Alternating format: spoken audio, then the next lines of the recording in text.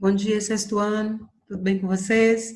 Espero que tudo esteja tranquilo, que esteja bem, que vocês estejam conseguindo aprender as coisas que nós estamos enviando para vocês, tá? Hoje é dia 24/4, sexta-feira. Antes de começar a nossa aula, eu gostaria que vocês pegassem tudo que vocês têm direito aí hoje. Canetinhas, marca-texto, que nós vamos precisar. Tá? Nós vamos começar corrigindo as atividades da página 10 e 12 sobre a religião na Grécia.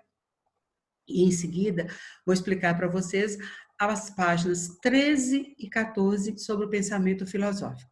Tá? E aí nós vamos precisar de marca-texto, né? Eu já deixei o texto grifado, várias coisas, né? Eu coloquei lá.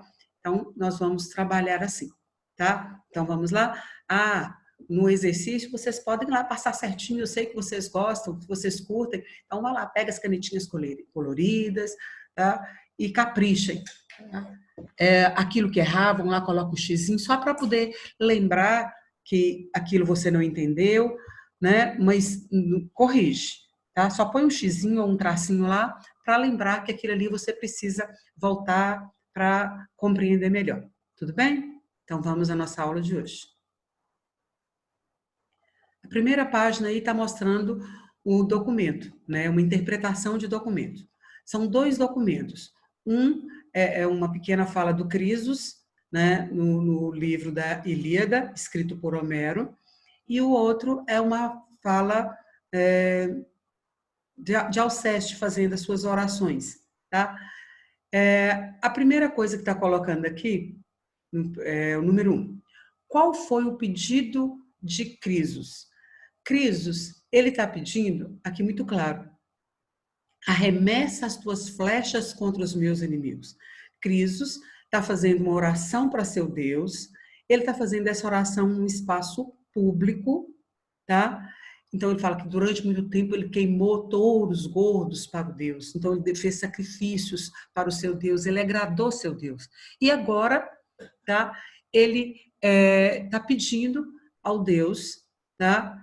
Que utilizasse as flechas para derrotar seus inimigos. Então, a resposta da questão 1. Então, o que é que Crisos pede? Ele pede a seu Deus que utilizasse as flechas para derrotar seus inimigos. A questão 2. A questão 2 é o que Alceste pediu à divindade soberana?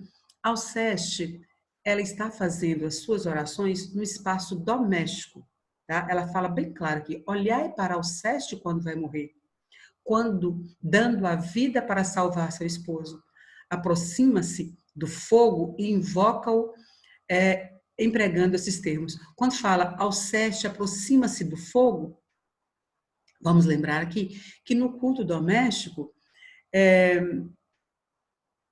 todas as casas, né, em todas as casas, tinha um fogo sempre aceso, que deveria ser mantido pelos homens, pelo homem da casa, tá?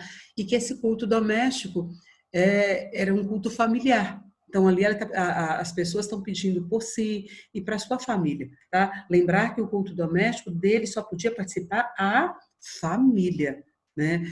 Estrangeiros, visitantes não podiam participar. E ela fala que, ó divindade protetora dessa casa, pela derradeira vez, ou seja, pela última vez, eu me inclino na tua presença. Ela sabe que ela está morrendo, né? Porque ela vai descer para a região dos mortos. Então ela fala, vela por meus filhos. Quando a gente fala vela por meus filhos, é mesmo de que dizer proteja meus filhos. Tá? Então ela está pedindo proteção e felicidade. Dar ao filho uma esposa terna, à filha um marido nobre. Tá? Então, Alceste, ela está pedindo que seus filhos tivessem proteção e que vivessem felizes por muito tempo. Tá? Vamos para a questão 3. O que existia em comum entre Crisos, que cultuava o Deus em público, e Alceste, que o fazia no espaço doméstico? Então, a gente já lembrou aqui que os deuses eram cultuados de duas formas, né? No espaço público, que era em templos grandes, né? Cheios de requinte, alguns, né? E, normalmente, no Deus em público, eles pediam, os gregos pediam Não só para si, isso é uma coisa que todos pedem, mas principalmente no espaço público eles pediam pela cidade, pelos habitantes da cidade. Então, eles procuravam fazer um agrado aos deuses em público, tá? Vamos lembrar que os deuses, eles eram, eles tinham sentimentos como os seres humanos, né? Então, eles tinham amor, eles tinham ódio, eles tinham raiva, eles faziam birra, eles perseguiam quando se sentiam injustiçados, quando não agradavam a eles, eles ficavam chateados, enfim, tá? Então, lembrar aqui que Deus, aqui também, é para ser escrito, gente, com letra minúscula mesmo, tá? São vários deuses. Lembrar que a religião grega, ela é politeísta, antropomórfica. Isso quer dizer que eles adoravam vários deuses, religião politeísta, antropomórfica, tá? Com características humanas. Lembrar que antropo se refere ao gênero humano. Então, no espaço público, os gregos pediam para a cidade e todos os seus habitantes. E no espaço doméstico, costumavam pedir para si e sua família, tá? Mas ambos, tá? Tanto no espaço público quanto no espaço doméstico, tá? Eles acreditavam nos deuses e pediam proteção, tá? Então, a mesma coisa que eles estão pedindo, tanto no espaço público quanto no espaço doméstico, pedindo proteção. Questão 4. Pode-se afirmar que as crenças nos deuses influenciavam a vida dos gregos? Sim, claro que sim. Tá? Por que influenciava a vida dos gregos? Crer nesses vários deuses. Porque eles estavam presentes, né, os deuses estavam presentes, não só nos cultos domésticos, em casa, tá? Mas os deuses influenciavam a relação que os gregos tinham com o espaço público. Tá? Então, a segurança da cidade, tá, dependia dos deuses. A segurança dos habitantes da cidade dependia dos gregos, dos deuses. Tá? Então, tanto o culto doméstico quanto o culto público, tá, eles reverenciavam os deuses pedindo proteção. Tá? Então, a crença nos deuses influenciava a vida deles. Então, a vida deles, eles estavam sempre pensando uma maneira, numa forma de agradar aos deuses, porque eles tinham receio que os deuses se vingassem, que os deuses ficassem chateados, né? Ficou claro isso para vocês? Espero que sim. Na página 12, organizando a história, tá? Questão 1. Na Grécia Antiga, as pessoas estabeleciam relações entre os deuses e os seres humanos. Isso é uma afirmação. Aponte algumas semelhanças e diferenças entre eles, conforme o relato dos antigos gregos. Tá? Então, vamos lá. Semelhanças. Os deuses eram homens ou mulheres, assim como os seres humanos. Eles eram fortes, belos, inteligentes, se comportavam de maneira semelhante à dos seres humanos, pois eram dotados de sentimentos como amor, como ódio, como a raiva, a compaixão, a alegria, tristeza, tá? Então, sentimentos que são comuns aos seres humanos, os deuses tinham, tá? Então, essas são as semelhanças, tá? Porque os deuses eram semelhantes aos homens, tá? Aos seres humanos, tá? Então, antropomórficos. Onde estão as diferenças? A diferença é que os deuses não adoeciam, os deuses não envelheciam e também não morriam. Então, portanto, os deuses não adoeciam, não envelheciam e eram imortais. Tá? Aqui está a grande diferença, o que separa os homens comuns, os seres humanos, dos deuses. Tá? Eles são iguais em vários aspectos, são semelhantes em vários aspectos. Mas, ao não envelhecer, ao não adoecer, ao não morrer, isso tornava-os com características de deuses. Tá? Ficou claro? Questão 2. Os gregos transmitiam os conhecimentos sobre a religião de geração para geração. Como acontecia esse aprendizado? tá? Repara bem, de geração para geração, como que acontecia esse aprendizado? Por meio de narrativas familiares, tá? As conversas em casas, no momento do culto aos deuses, eles estavam sempre contando como que eram os deuses, como que os deuses faziam, tá? Então, estavam sempre transmitindo esse conhecimento religioso aos familiares, aos membros mais jovens da família. Também utilizavam a poesia, utilizavam a música, utilizavam as peças teatrais, que eram muito interessantes. Tá? Então, isso tudo servia para os gregos conhecerem também a religião. Tá? Então, especialmente através da música, ficava fácil memorizar todo o conhecimento. As peças teatrais também ajudavam bastante. Questão 3. Para os gregos, existia uma relação entre religião e política. Qual era essa relação? Tá? Religião e política estavam relacionadas. Tá? Eu repeti aqui, reafirmei aqui o que está na pergunta. Tá? Por quê? Porque o respeito pelos deuses era um dever cívico. Dever cívico, quando a gente fala disso, a gente está falando de política. Um dever para com a sua sociedade, para com a sua cidade. Tá? Respeitar aos deuses. Tá? Por quê? Porque os deuses eram vingativos, lembram? Tá? Então, quando um grego desrespeitava o seu Deus ou não agradava o seu Deus, ele corria o risco de que esse Deus se vingasse, de que esse Deus ficasse chateado com ele. E os deuses, ao ficarem chateados, tá, eles poderiam ter uma reação muito severa, tá? E essa reação atingir a cidade. Tá? Então, nos cultos públicos, os gregos pediam proteção para a cidade. Tá? Então, todo mundo tinha preocupação em agradar aos deuses, tá? Para, dessa forma, proteger a cidade. Então, daí a relação entre religião e política. A proteção da cidade é um espaço político, é um dever político. Questão 4.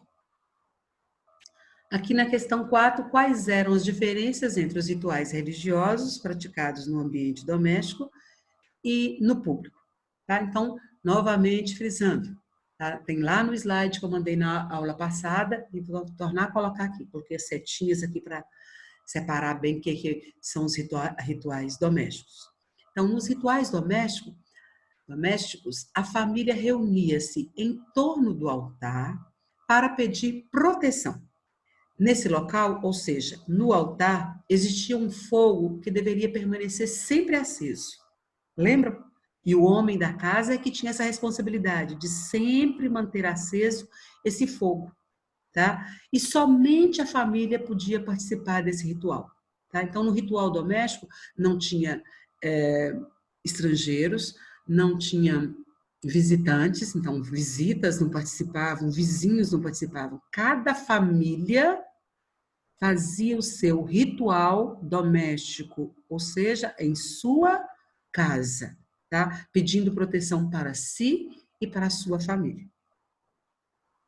Nos rituais públicos, os gregos cultuavam seus deuses em grandes altares, em grandes templos, em templos construídos para isso. Lembram da aula passada? No slide, mostrando lá na Acrópole, tá? Partenon, tá? Que era um templo dedicado à deusa Atenas, Atenas Palos. Tá? Então, lembram disso? Então, é um templo gigante, é um templo suntuoso, ou seja, rico, muito bonito, muito cheio de detalhes, tá? Com altares gigantes, para quê? Para cultuar sua deusa, a deusa da sabedoria, tá? Então, ali eles vão cultuar os seus deuses nos altares, nos templos construídos nas cidades e pediam benefícios e proteção para a cidade e seus habitantes, tá? Todos participavam desses rituais, todos os gregos, independente da sua condição social, todos participavam desses rituais públicos, pedindo benefícios e proteção para a cidade. As 5, só marcar aqui. Indique uma das funções da mitologia. Tá? Explicar aspectos da vida na Grécia. Tá? Então, a mitologia servia para quê? Para isso. Tá? Então, as coisas que eles não conseguiam explicar racionalmente, porque isso vai demorar um tempo para ser compreendido, tá? Então, eles usavam o quê? A mitologia para explicar, tá? Os mitos. Questão 6. Periodicamente, ocorria um festival esportivo, que os gregos apreciavam muito. Afinal, era uma forma de reverenciar Zeus. Quem que era Zeus? O deus dos deuses, o deus mais importante do Olimpo. O que era o Olimpo? O local onde viviam os deuses. E o deus principal era Zeus. E que festival era feito em homenagem a Zeus, para reverenciar Zeus? As Olimpíadas. Tá? Pedi que vocês fizessem uma pesquisa sobre Olimpíadas, tá? Que eu corrijo com vocês, eu vejo com vocês na terça-feira que vem, tá? Lembrar que Olimpíadas aí, esse ano, né, nós teríamos Olimpíadas em Tóquio, no Japão. Essas Olimpíadas já foram suspensas esse ano, devido a quê? Todos vocês sabem. De verdade, sabem mesmo. Tá? Por que não vai ter Olimpíadas em Tóquio esse ano? Qual que é a resposta? Por mesmo motivo que estamos tendo aula online, tá? Pelo mesmo motivo que estamos todos em casa, tá? Covid-19, tá? Coronavírus, quarentena, tá? Então, a Olimpíada que ocorreria esse ano, em 2020, ela já foi adiada para 2021. Esperamos que esteja tudo bem para que a gente possa assistir. Vamos trabalhar agora pensamento filosófico. Pensamento filosófico é uma das mais importantes contribuições que os gregos deixaram para a sociedade ocidental. A filosofia, tá? Muito importante, tá? E a filosofia teria nascido, né, no século 6 a.C. Nós temos uma quantidade enorme, gigante de filósofos, tá? Aqui, no material de vocês, nós vamos destacar 3 filósofos, tá? Sócrates, Platão e Aristóteles. Tá? Vamos falar um pouquinho de cada um deles, de uma maneira bem simples, né? Quando vocês estiverem lá no ensino médio, vocês vão estudar mais detalhadamente filosofia, vocês já vão ter mais maturidade para compreender vários termos. Então, aqui nós vamos colocar isso de uma maneira bem simples. Eu vou usar exatamente o texto de vocês, então vocês podem pegar o livro, tá? Os marca-textos, para seguirem comigo, tá? Vamos lá? Antes de mais nada, eu vou explicar, colocar esse mapa aqui para vocês, antes de a gente ir lá marcar. Localização geográfica dos gregos. Aqui, gente, tudo que está aqui de rosinha clarinho aqui, foram territórios dominados por gregos, cidades gregas. A Grécia hoje, ela fica aqui, nessa região, tá? Mas na antiguidade, ela pegava territórios por várias partes aqui, né? Dessa região banhada pelo Mar Mediterrâneo, Mar Adriático, Mar Egeu, tá? E até Mar Negro. Então, é vamos dizer, uma civilização bastante grande, tá? Lembrando que a Grécia era formada por cidades-estados. Então, são várias cidades-estados. As mais conhecidas de nós são Esparta, que era de domínio militar, que se dedicava mais à vida militar, e Atenas, que se dedicava mais à democracia, tá? A civilização grega, por ter se espalhado tanto, o que aconteceu? Isso tornou possível aos gregos entrar em contato com povos da Europa, povos da Ásia e povos da África. Então, os gregos, eles tiveram contato com povos de 3 continentes: Europa, Ásia e África. tá? E na medida em que entramos em contato com povos tão diferentes, tá? Vamos também entrar em contato com o pensamento de povos diferentes, tá? Com a maneira diferente de cada um explicar os fenômenos da vida, os fenômenos da natureza. Tá? E isso vai deixar os gregos profundamente intrigados, vários filósofos profundamente intrigados com as explicações que esses povos tinham sobre a origem do mundo, sobre o que o cercava, sobre os fenômenos da natureza. Tá? Daí vem a origem do pensamento racional. Tá? Então, a origem do pensamento racional está justamente, né, tá aqui, ó, a origem do pensamento racional está justamente no desejo deles, dos gregos, de discutir, de refletir, para descobrir mais possibilidades de respostas. Tá? Então, o que eu acabei de falar lá no mapa está aqui. Vamos seguir direitinho? O território grego está localizado em uma posição geográfica estratégica, no limite do continente europeu e próximo tanto da Ásia quanto da África. Tá? As atividades desenvolvidas pelos gregos possibilitaram a eles conhecer os costumes, as tradições e as técnicas dos povos de 3 continentes. Tá? Então, eles negociavam muito, eram povos comerciantes, tá? Uma das grandes atividades. Então, na medida em que eles vão negociar com vários povos, eles vão entrar em contato com eles. Tá? Então, eles vão conhecer hábitos, costumes, tradições, técnicas de europeus, africanos e asiáticos. Tá? E isso vai, aos poucos, modificar sua forma de se relacionar socialmente e também a sua maneira de pensar. Tá? Então, a partir do momento que começa a modificar a sua maneira de pensar, vai surgir novos conhecimentos. Os novos conhecimentos vão deixar os gregos intrigados. Os novos conhecimentos deixaram os gregos intrigados. Por quê? Tá? Eles ficaram intrigados com as explicações que esses povos tinham sobre o mundo que os cercava. Tá? E a partir do momento em que eles ficaram intrigados, eles começaram a refletir, a questionar, a discutir. O meu conhecimento, o que eu sei sobre determinado assunto está correto? Tá? Ou será que a forma deles pensarem que está correta? Tá? Então começam a questionar. Quando você começa a questionar, você começa a refletir, a investigar.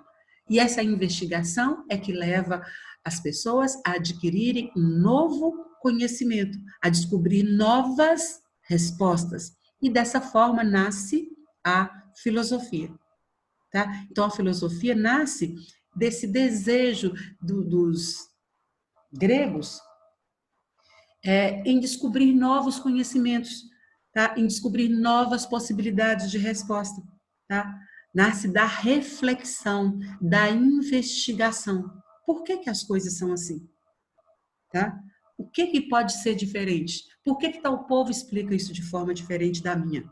Tá? Então, vamos refletir, vamos investigar, e assim nasce a filosofia, do questionamento, da reflexão, da investigação. Tá? Em Atenas viveram vários filósofos. Tá? Destacamos aqui, como eu já falei, Sócrates, Platão e Aristóteles. Vamos lá? Conseguiram marcar? Eu já deixei marcado aqui, tá? Eu vim sublinhando porque o meu marca-texto aqui, eu fiquei com medo de vocês terem dificuldade para ler, tá? Então, eu fui marcando embaixo que ficava mais fácil, tá? Vamos lá? Sócrates. Sócrates era ateniense, era uma pessoa modesta que vivia pelas ruas de Atenas, questionando, perguntando sobre justiça, bondade, coragem, alegria, felicidade, enfim, sobre vários temas do cotidiano, sobre vários temas do dia a dia. Tá? E o que Sócrates percebeu é que as respostas eram sempre diferentes. Tá? Invariavelmente, as pessoas respondiam às suas perguntas de forma diferente. Então, Sócrates criou, dessa forma, o seu princípio de conhecimento. Tá? Apoiado no quê? Apoiado nos questionamentos. Então, o princípio de conhecimento de Sócrates é apoiado nos questionamentos. Ficou claro? Então, Sócrates, tá? Ele vai buscar o conhecimento apoiado nos questionamentos. Ele vai questionar tudo ao seu redor, tá? E vai inspirar os seus alunos, os seus seguidores a questionar também. Ele partia da ideia de que para conhecermos um assunto, primeiro era preciso reconhecer que nós o ignoramos, tá? Que nós o desconhecemos.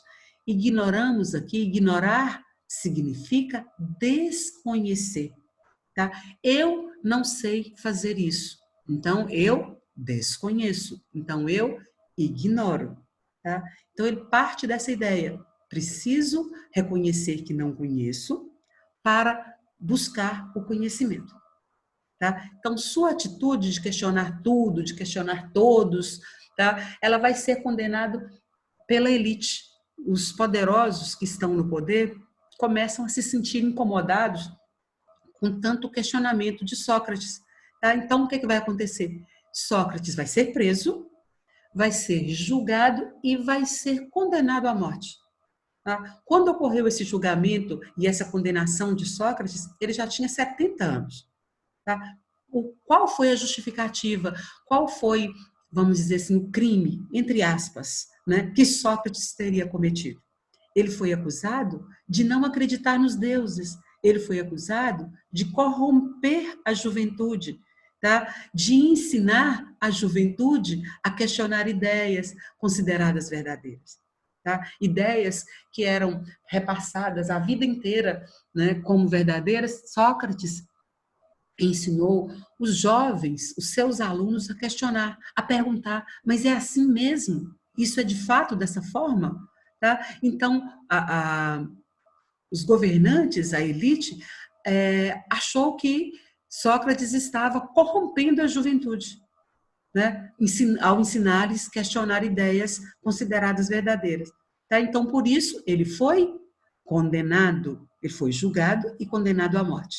Tá? E ele foi obrigado a tomar cicuta. Então, Sócrates morreu como? Envenenado com cicuta, tá? Que é um veneno mortal. Então, como ocorreu a morte de Sócrates?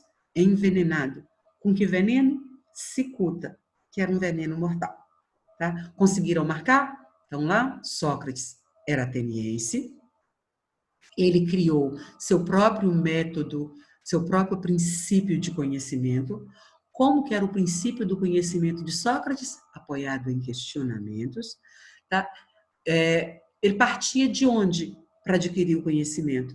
Tá? Ele partia da ideia de que era necessário reconhecer que nós somos ignorantes. Ignorantes no sentido de que desconhecemos, de que não sabemos. Quando reconhecemos isso, nós estamos prontos para buscar o conhecimento. Tá? Sócrates foi julgado e condenado. Por quê? Porque a elite achou que ele não acreditava nos deuses, que ele estava corrompendo a juventude, ensinando a juventude a questionar. Sócrates morreu tomando cicuta. Ficou claro? Tá? Sublinhem, por favor, usem o marca-texto. Os marca-textos, como vocês quiserem, do jeito que vocês consigam entender. Tá? Não sai marcando o parágrafo inteiro, não, porque as informações aqui já são bem restritas. Platão.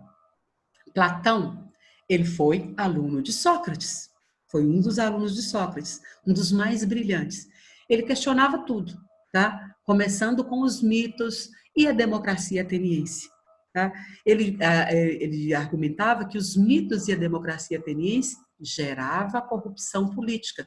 Tá? Por quê? Porque explicava os fenômenos, né? Explicava tudo através de mitos. E a democracia, ela estava na mão de poucos, tá? Só na mão dos cidadãos. E os cidadãos eram uma pequena parcela de Atenas. Tá? Lembram que para ser cidadão ateniense era necessário ser homem, ter maior de 18 anos, tá? Ser filho de pai e mãe ateniense. Tá? Então, era uma pequena parcela da população. Tá? Então, ele questionava os mitos e a democracia.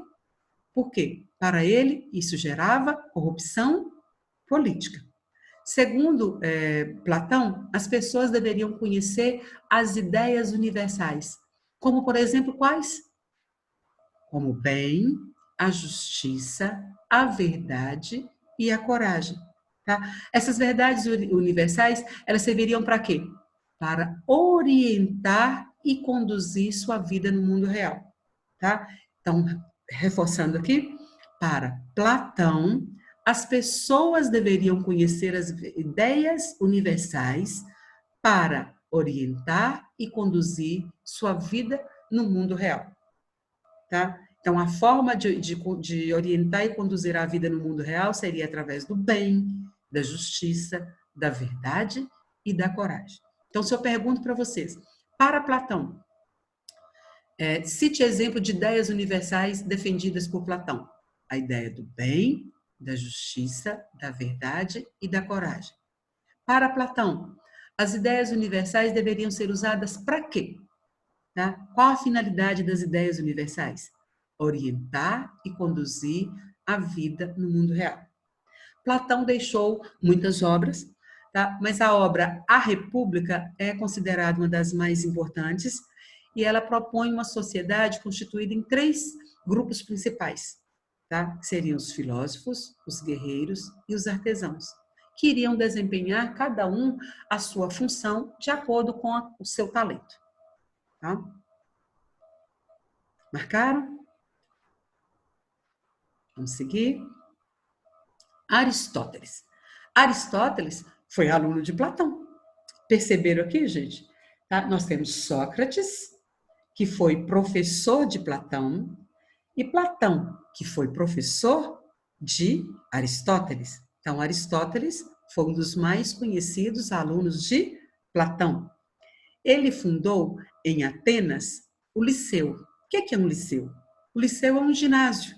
Tá? Hoje a gente quase não fala a palavra ginásio, mas podem perguntar para os pais de vocês, alguns aí frequentaram o que a gente chamava de ginásio. Tá? Ginásio hoje a gente fala colégio. Tá? É um colégio coberto, onde os alunos podiam caminhar enquanto filosofavam, tá? Enquanto questionavam, enquanto refletiam, enquanto investigavam, né? Discutiam sobre as verdades, né? Sobre os fatos tidos como verdadeiros. Tá? Então, isso aí é o liceu. Quem fundou o liceu? Aristóteles. Aristóteles foi aluno de Platão. Platão foi aluno de Sócrates. Então, a gente pode dizer que o grande mentor entre esses 3 filósofos aqui foi Sócrates, tá? Que influenciou Platão, que influenciou Aristóteles. Ele escreveu diversas obras sobre biologia, astronomia, física e política. E discordou de algumas ideias de Platão, tá? Não é porque Platão foi seu professor que ele vai aceitar todas as suas ideias. E ele afirmava que o homem era um ser político, tá? Por quê? Porque a partir do momento em que a gente questiona, que a gente não aceita algumas ideias prontas e acabadas dentro de uma sociedade, ali a gente está fazendo política.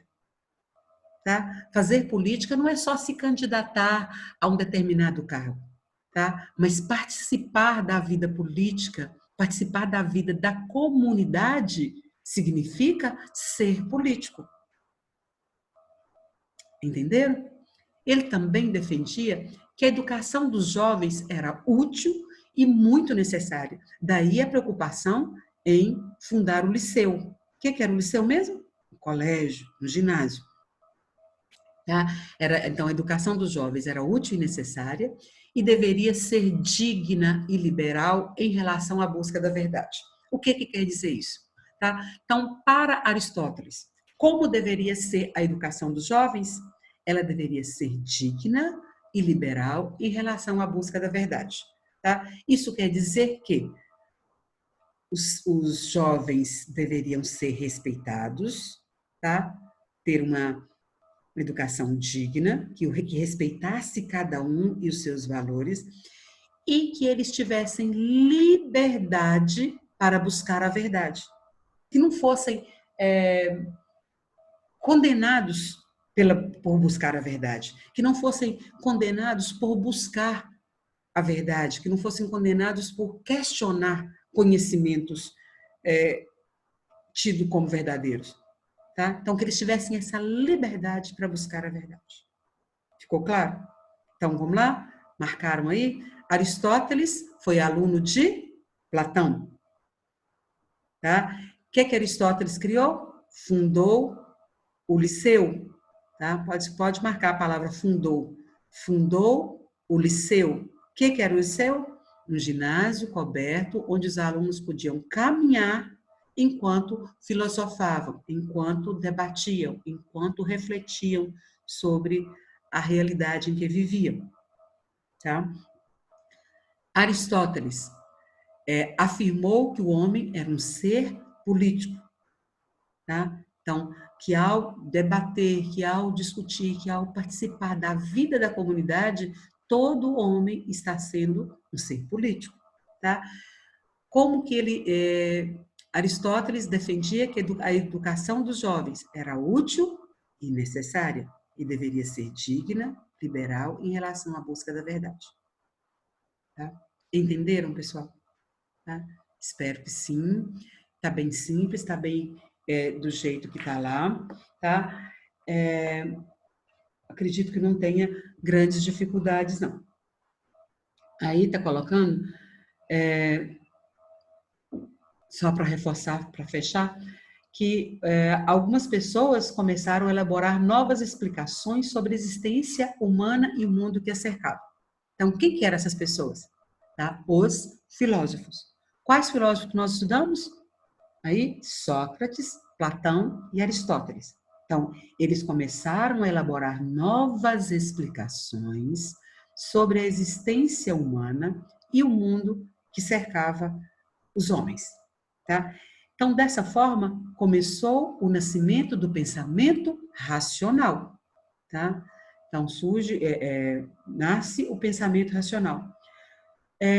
Como e por que esse pensamento teve início? Tá? Então, vamos lá. O pensamento racional. O pensamento racional, ele teve início com as reflexões realizadas pelos filósofos gregos.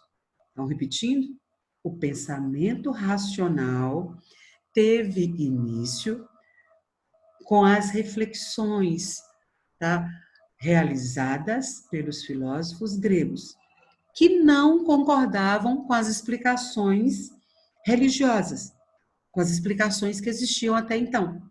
Tá? E por isso eles começaram a buscar conhecer e questionar o mundo em que viviam. Tá? Então, eles começaram a discutir sua existência e do mundo que o cercava. Então, dessa forma, nasceu o pensamento racional. Tá? Então, os filósofos, para vocês marcarem aí, os filósofos gregos deixaram de lado os deuses e os mitos. Tá? Passaram a questionar isso tudo. E buscaram discutir sua existência e a existência do mundo que o cercava. Então, os filósofos gregos começaram a discutir a existência, né, e a existência do mundo que cercavam eles. Eles questionavam por que as pessoas nascem, por que as pessoas morrem, por que adoecem, por que o sol nasce, por que o sol se põe, por que existe dia, existe noite. Tá? Então, eles procuravam respostas para inúmeras perguntas. Estavam sempre procurando respostas. E o interessante é que toda vez que eles encontravam resposta para uma pergunta, surgia uma nova pergunta. Tá? Então, esses filósofos vão influenciar muitos povos que viviam em outras regiões e em épocas diferentes. Tá? Ficou claro aí para vocês? Tá? Então, só frisando pela última vez. Então, como que teve início o pensamento racional? Tá? Ele teve início com as reflexões realizadas pelos filósofos gregos. Tá? Por quê? Porque os filósofos gregos passaram a discutir sua existência, a existência do mundo que os cercava. Não aceitavam mais, não concordavam com as explicações religiosas.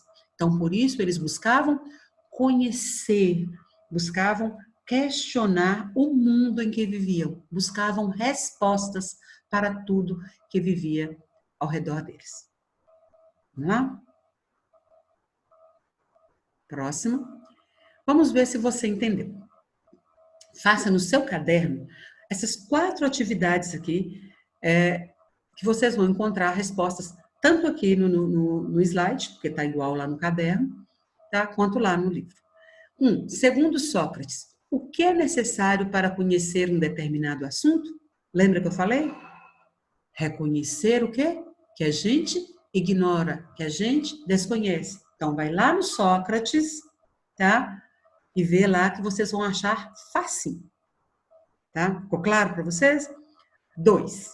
Sócrates foi julgado e condenado à morte quando tinha 70 anos. Quais foram as acusações feitas contra ele? Como ele morreu?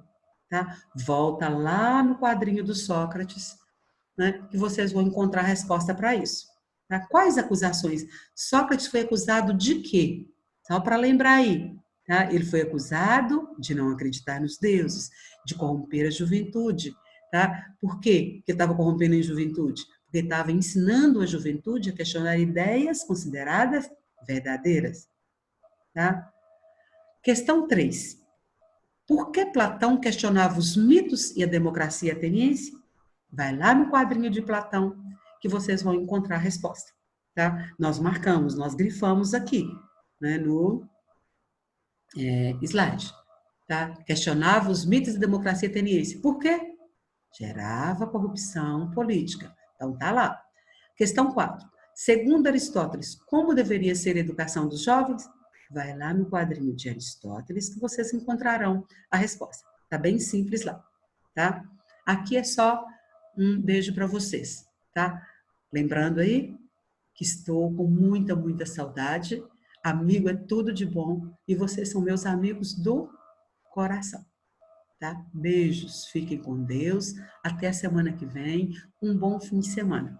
Se tiverem entendido, vão lá no grupo, fala entendi, tá? Se não tiverem entendido, também vão lá no grupo, tá?